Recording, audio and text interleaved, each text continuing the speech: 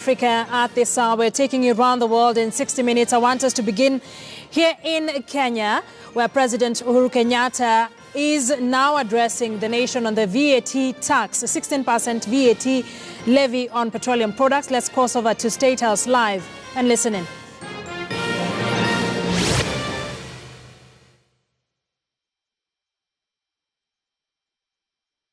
Implementable. The Finance Bill 2018-19 brought to me yesterday fell short of this threshold. It protected the status quo and sacrificed our bigger vision.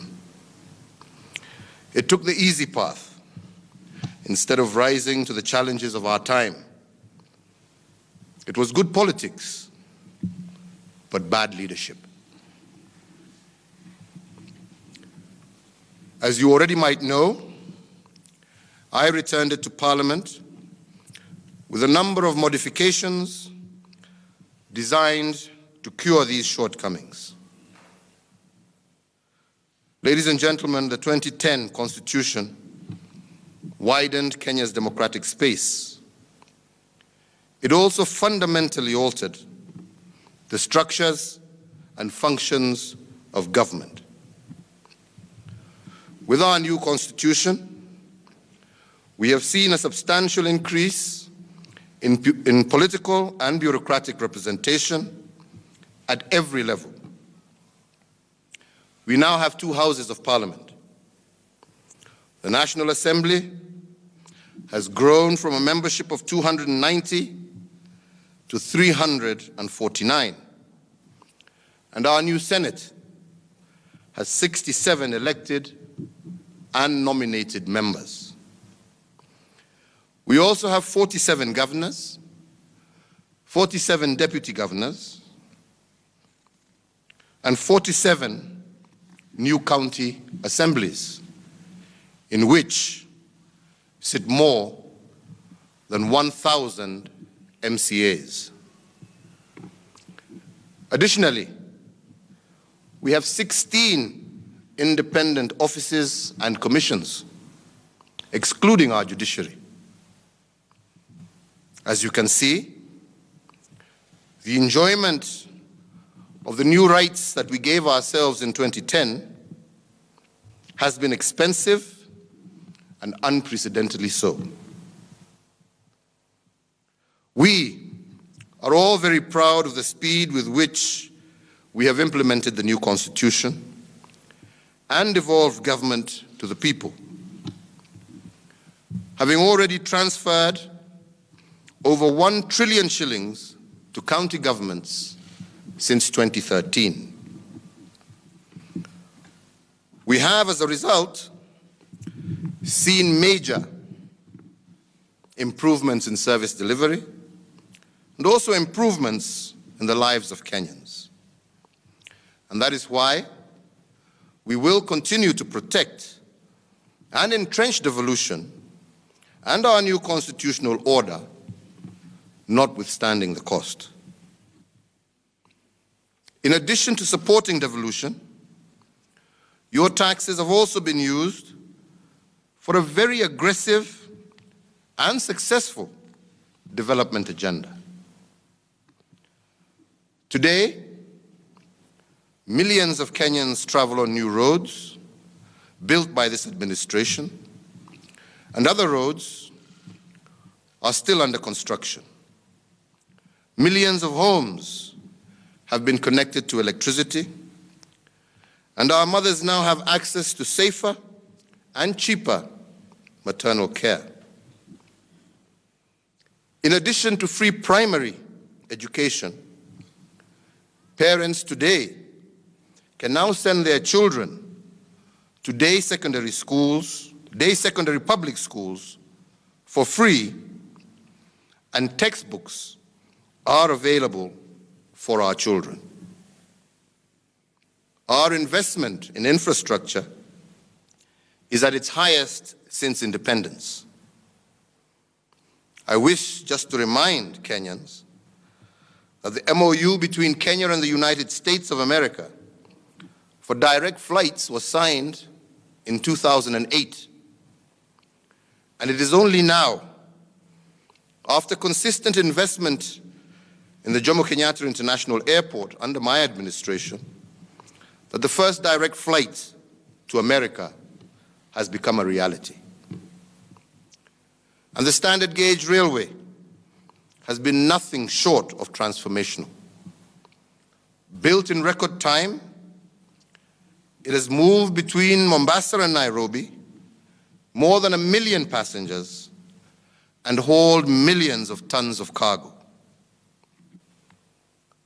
On the social front, we have more than doubled the number of people with access to affordable health care under NHIF. And in addition, vulnerable and elderly Kenyans, numbering more than 700,000, now receive monthly stipends to ease their life. But all this, fellow Kenyans, costs money. Your taxes have paid for clear and tangible progress. And this development trajectory will propel our country to new heights of prosperity. Funding devolution to the tune of over 1 trillion shillings since 2013 was a bold decision. Building ambitious rail and road infrastructure that is unparalleled in our region is a bold decision. Fighting corruption and demolishing illegal structures is a bold decision to some, while it remains unpopular to others.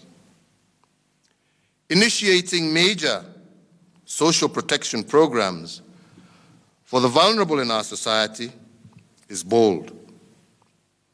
And all of this, fellow Kenyans, we have done without any substantial increase in taxes over the period. Fellow Kenyans, I now wish to address myself to the question of VAT on petroleum products. But before I do so, I want to mention two things. Reform to the VAT taxation were first introduced in the VAT Act of 2013. Under the transitional arrangements passed by Parliament, certain goods, including petroleum products, were to be exempt from VAT to allow for the gradual implementation of the new tax. This exemption was set to expire in August of 2016, but was extended for the further period of 2 years to the end of August 2018. The purpose of this tax was simple. We have to pay for the new constitutional order, as well as the public services on which Kenyans depend alike. These cost money. Further delay in the implementation of the tax would compromise our ability to deliver basic services to Kenyans and to maintain the trajectory of our development.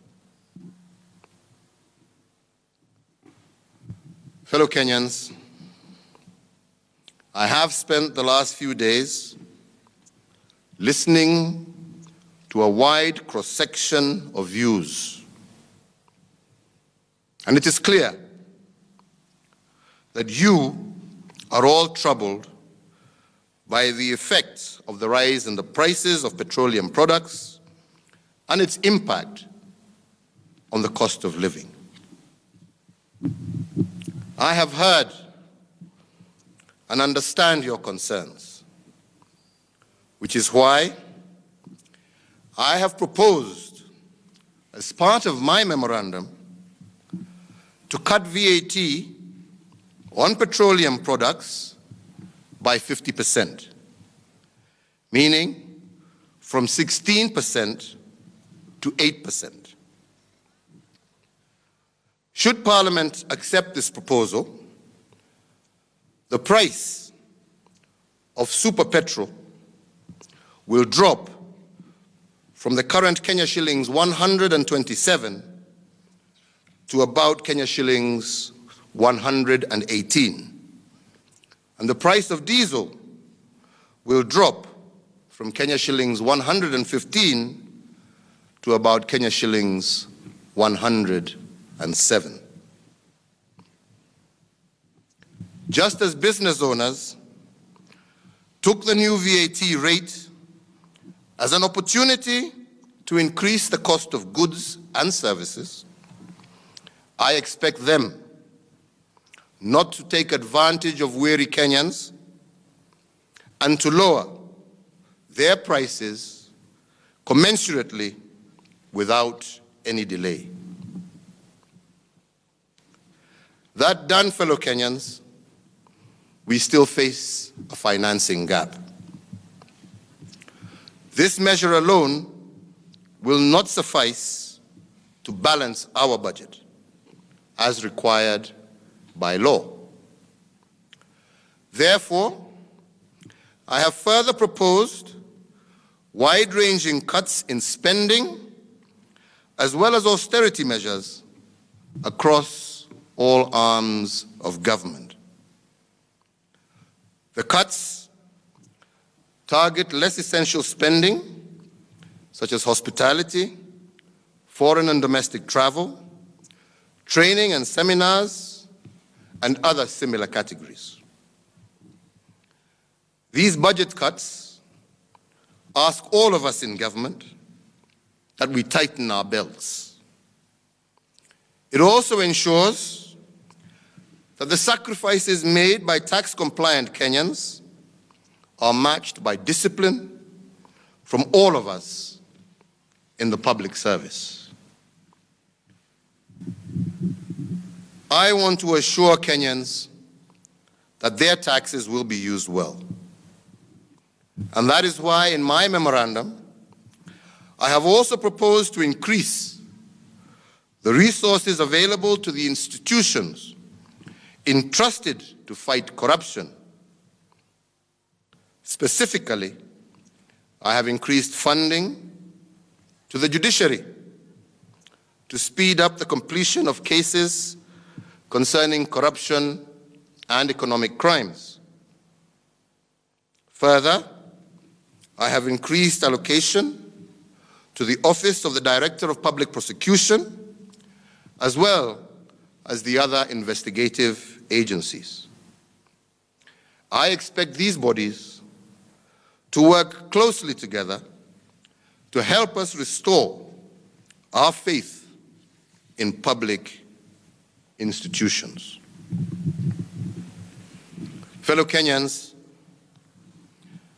as President, it is my first responsibility to put Kenyans first. Those living today and your children who will inherit this country tomorrow.